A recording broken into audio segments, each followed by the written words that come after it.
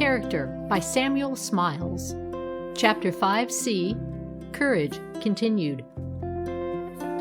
Intellectual intrepidity is one of the vital conditions of independence and self-reliance of character. A man must have the courage to be himself, and not the shadow or the echo of another.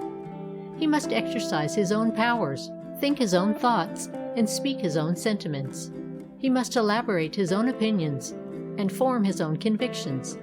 It has been said that he who dare not form an opinion must be a coward. He who will not must be an idler. He who cannot must be a fool. But it is precisely in this element of intrepidity that so many persons of promise fall short, and disappoint the expectations of their friends. They march up to the scene of action, but at every step their courage oozes out. They want the requisite decision, courage, and perseverance. They calculate the risks and weigh the chances, until the opportunity for effective effort has passed. It may be never to return. Men are bound to speak the truth in the love of it. "I had rather suffer," said John Pym, the Commonwealth man, "for speaking the truth, than that the truth should suffer for want of my speaking." When a man's convictions are honestly formed, after fair and full consideration, he is justified in striving, by all fair means, to bring them into action. There are certain states of society and conditions of affairs in which a man is bound to speak out, and be antagonistic, when conformity is not only a weakness but a sin. Great evils are in some cases only to be met by resistance. They cannot be wept down, but must be battled down. The honest man is naturally antagonistic to fraud, the truthful man to lying, the justice-loving man to oppression, the pure-minded man to vice and iniquity. They have to do battle with these conditions, and if possible, overcome them. Such men have, in all ages, represented the moral force of the world. Inspired by benevolence and sustained by courage, they have been the mainstays of all social renovation and progress. But for their continuous antagonism to evil conditions, the world were for the most part given over to the dominion of selfishness and vice. All the great reformers and martyrs were antagonistic men, enemies to falsehood and evil doing. The apostles themselves were an organized band of social antagonists, who contended with pride, selfishness, superstition, and irreligion.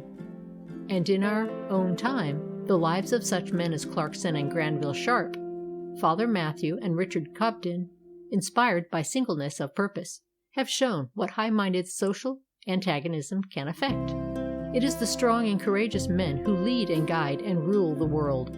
The weak and timid leave no trace behind them, whilst the life of a single upright and energetic man is like a track of light.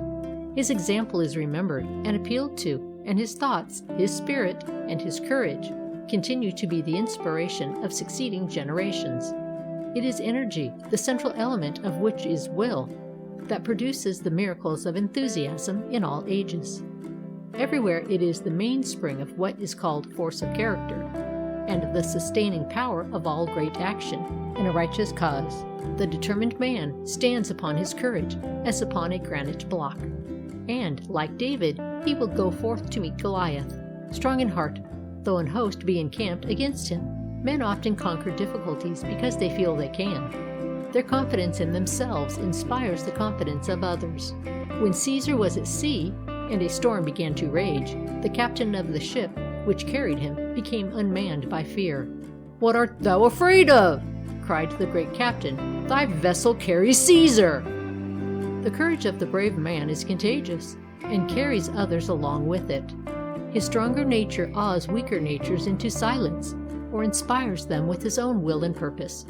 The persistent man will not be baffled or repulsed by opposition. Diogenes, desirous of becoming the disciple of Antisthenes, went and offered himself to the cynic. He was refused. Diogenes still persisting, the cynic raised his knotty staff, and threatened to strike him if he did not depart. "Strike," said Diogenes. "You will not find a stick hard enough to conquer my perseverance." Antitheses, overcome, had not another word to say. but forthwith accepted him as his pupil. Energy of temperament with a moderate degree of wisdom will carry a man further than any amount of intellect without it. Energy makes the man of practical ability. It gives him force, momentum. It is the active motive power of character, and if combined with sagacity and self-possession, will enable a man to employ his powers to the best advantage in all the affairs of life. Hence it is that, inspired by energy of purpose, men of comparatively mediocre powers have often been enabled to accomplish such extraordinary results. For the men who have most powerfully influenced the world have not been so much men of genius as men of strong convictions and enduring capacity for work, impelled by irresistible energy and invincible determination. Such men, for example, as were Mahomet, Luther, Knox, Calvin, Loyola, and Wesley. Courage combined with energy and perseverance will overcome difficulties apparently insurmountable. It gives force and impulse to effort, and does not permit it to retreat. Tyndale said of Faraday that, in his warm moments, he formed a resolution, and in his cool ones, he made that resolution good. Perseverance, working in the right direction, grows with time, and when steadily practiced, even by the most humble, will rarely fail of its reward. Trusting in the help of others is of comparatively little use. When one of Michelangelo's principal patrons died, he said, "I began to understand that the promises of the world are for the most part vain phantoms, and that to confide in oneself, and becoming something of worth and value, is the best and safest course." Courage is by no means incompatible with tenderness. On the contrary, gentleness and tenderness have been found to characterize the men, not less than the women, who have done the most courageous deeds. Sir Charles Napier gave up sporting because he could not bear to hurt dumb creatures. The same gentleness and tenderness characterized his brother, Sir William, the historian of the Peninsular War. Such also was the character of Sir James Outram, pronounced by Sir Charles Napier to be the Bayard of India, sans peur et sans reproche, one of the bravest and yet gentlest of men, respectful and reverent to women, tender to children, helpful of the weak, stern to the corrupt, but kindly as summer to the honest and deserving. Moreover, he was himself as honest as day, and as pure as virtue. Of him it might be said with truth what Fulk Greville said of Sidney: he was a true model of worth, a man fit for conquest, reformation, plantation, or what action soever is the greatest and hardest among men. His chief ends, withal, being above all things the good of his fellows and the service of his sovereign and country. When Edward the Black Prince won the battle of Poitiers, in which he took prisoner the French king and his son, he entertained them in the evening at a banquet, which he insisted on waiting upon and serving them at table. The gallant prince's knightly courtesy and demeanor won the hearts of his captives as completely as his valor had won their persons. For notwithstanding his youth, Edward was a true knight, the first and bravest of his time, a noble pattern and example of chivalry. His two mottos, Hochmuth and Etienne, 14 high spirit and reverent service, not inaptly expressing his prominent and pervading qualities. It is the courageous man who can best afford to be generous, or rather it is his nature to be so. When Fairfax at the Battle of Naseby seized the colors from an ensign whom he had struck down in the fight, he handed them to a common soldier to take care of. The soldier, unable to resist the temptation, boasted to his comrades that he had himself seized the colors, and the boast was repeated to Fairfax. "Let him retain the honor," said the commander. "I have enough beside." So when Douglas at the Battle of Bannockburn saw Randolph, his rival, outnumbered and apparently overpowered by the enemy, he prepared to hasten to his assistance, but seeing that Randolph was already driving them back, he cried out, "Hold and halt! We are come too late to aid them. Let us not lessen the victory they have won by affecting to claim a share in it." Quite as chivalrous, though in a very different field of action, was the conduct of Laplace to the young philosopher Biot, when the latter had read to the French Academy his paper, Sur les équations aux différences mêlées. The assembled savants, at its close, felicitated the reader of the paper on his originality. Mung was delighted at his success. Laplace also praised him for the clearness of his demonstrations, and invited Biot to accompany him home. Arrived there, Laplace took from a closet in his study a paper, yellow with age, and handed it to the young philosopher. To Biot's surprise, he found that it contained the solutions, all worked out, for which he had just gained so much applause.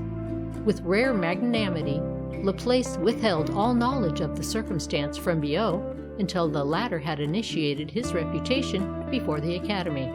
Moreover, he enjoined him to silence, and the incident would have remained a secret had not Biot himself published it some 50 years afterwards. An incident is related of a French artisan, exhibiting the same characteristic of self-sacrifice in another form.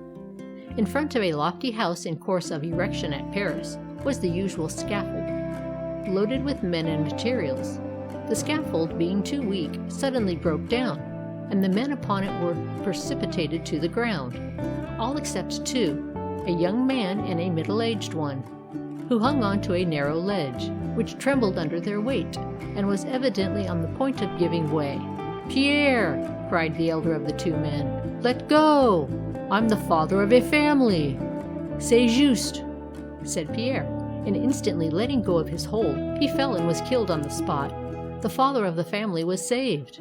The brave man is magnanimous as well as gentle. He does not take even an enemy at a disadvantage, nor strike a man when he is down, and unable to defend himself. Even in the midst of deadly strife, such instances of generosity have not been uncommon. Thus, at the Battle of Dettingen, during the heat of the action, a squadron of French cavalry charged an English regiment. But when the young French officer who led them, and was about to attack the English leader, observed that he had only one arm, with which he held his bridle, the Frenchman saluted him courteously with his sword and passed on. It is related of Charles V, after the siege and capture of Wittenberg by the imperialistic army, the monarch went to see the tomb of Luther. While reading the inscription on it, one of the servile courtiers who accompanied him proposed to open the grave and give the ashes of the heretic to the winds. The monarch's cheek flushed with honest indignation. "I war not with the dead," said he. "Let this peace be respected." The portrait which the great heathen Aristotle drew of the magnanimous man, in other words the true gentleman, more than 2,000 years ago, is as faithful now as it was then. "The magnanimous man," he said, "will behave with moderation under both good fortune and bad. He will know how to be exalted and how to be abased. He will neither be delighted with success nor grieved by failure. He will neither shun danger nor seek it, for there are few things which he cares for. He is reticent and somewhat slow of speech, but speaks his mind openly and boldly when occasion calls for it. He is apt to admire, for nothing is great to him. He overlooks injuries. He is not given to talk about himself or about others, for he does not care that he himself should be praised, or that other people should be blamed. He does not cry out about trifles and craves help from none. On the other hand, mean men admire meanly. They have neither modesty, generosity, or magnanimity. They are ready to take advantage of the weakness or defenseless of others, especially where they have themselves succeeded, by unscrupulous methods in climbing to positions of authority. Snobs in high places are always much less tolerable than snobs of low degree, because they have more frequent opportunities of making their want of manliness felt. They assume greater airs and are pretentious in all that they do, and the higher their elevation, the more conspicuous is the incongruity of their position. "The higher the monkey climbs," says the proverb, "the more he shows his tail." Much depends on the way in which a thing is done. An act which might be taken as a kindness if done in a generous spirit, when done in a grudging spirit, may be felt as stingy, if not harsh and even cruel. When Ben Jonson lay sick and in poverty, the king sent him a paltry message, accompanied by a gratuity. The sturdy, plain-spoken poet's reply was, "I suppose he sends me this because I live in an alley. Tell him his soul lives in an alley." From what we have said, it will be obvious that to be of an enduring and courageous spirit is of great importance in the formation of character. It is a source not only of usefulness in life, but of happiness. On the other hand, to be of a timid and still more of a cowardly nature is one of the greatest misfortunes. A wise man was accustomed to say that one of the principal objects he aimed at in the education of his sons and daughters was to train them in the habit of fearing nothing so much as fear, and the habit of avoiding fear is, doubtless, capable of being trained like any other habit, such as the habit of attention, of diligence, of study, or of cheerfulness. Much of the fear that exists is the offspring of imagination, which creates the images of evils which may happen, but perhaps rarely do, and thus many persons who are capable of summoning up the courage to grapple with and overcome real dangers are paralyzed or thrown into consternation by those which are imaginary. Hence, unless the imagination be held under strict discipline, we are prone to meet evils more than halfway, to suffer them by forestallment, and to assume the burdens which we ourselves create. End of section 18.